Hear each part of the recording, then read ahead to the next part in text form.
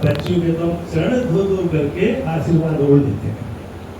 हम गांव में जाते हैं, ये उनसे कहिएगा, हम गांव में जाते हैं, बच्चियां रोती है हमारे सामने, कहती है, और माँ बाप से छुप करके हमारे कान में कहती है, बाबूजी हम पढ़ना चाहते हैं, हॉस्टल में रखवा दो।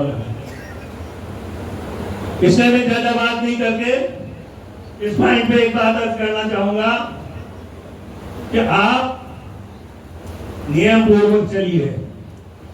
आप जानते हो रुक्मणी जी को, जज साहब को, और लोगों को, राम गोपाल जी को, सबको, इन्होंने एक एक पाई जोड़ करके समुदाय भवन बनाया।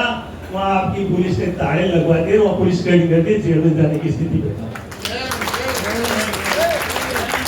मैंने जहां चंदा दिया है, मैं जिस समाज का हूं उस समाज में जाने का मेरा अधिकार है। आप महावीर जी से पूछ लीजिए, बैठे का लगे अनजस्टिस हो रहा है, और आपके आड़ में अनजस्टिस होना ये अन्याय है। इसलिए मैं बच्चों की या इन बिल्डिंगों की बात नहीं करता। हम तो उस समय से बादल जी से जुड़े हुए हैं, जब बादल जी उर्दू आश्रम आया करते थे, हम हाई स्कूल के स्टूडेंट दरी पट्टी बचाया करते थे, बादल जी आते थे, बद्रीनाथ जी दुखिया आते थे, लक्ष्मीनारायण जी आते थे, और कौन नहीं आता था, सब आते थे जब पढ़ाई कम थी।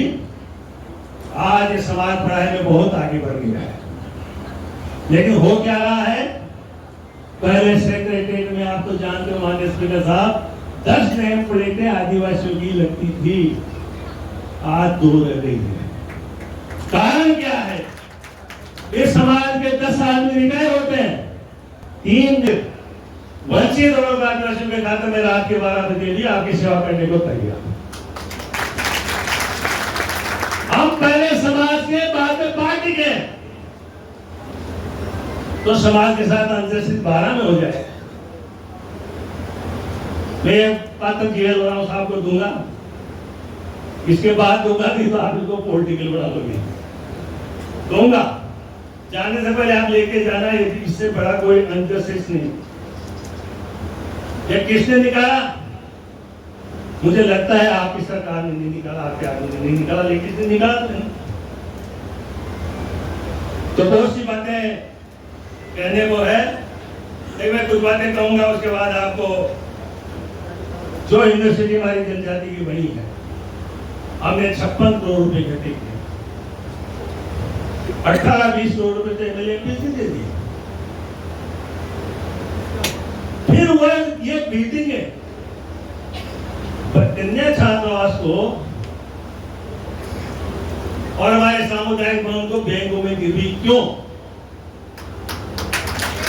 हम पैसा नहीं देंगे, वो गिरवी रखने वालों की प्रॉपर्टी नहीं है, वो समाज की प्रॉपर्टी है। समाज को लूट के खाने वालों को हम रास्ता दिखाना चाहते हैं।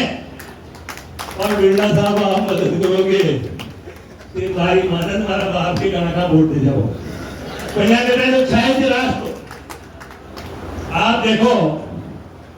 और आप साहब यहाँ जनसन सीखे ही नहीं थी कुछ भी। मैं मरते मरते बचा उस रात को 8 फेल हुआ, मुझे कहा गया प्राइम मिनिस्टर ने कहा आपको चुनाव लड़ना है। अभी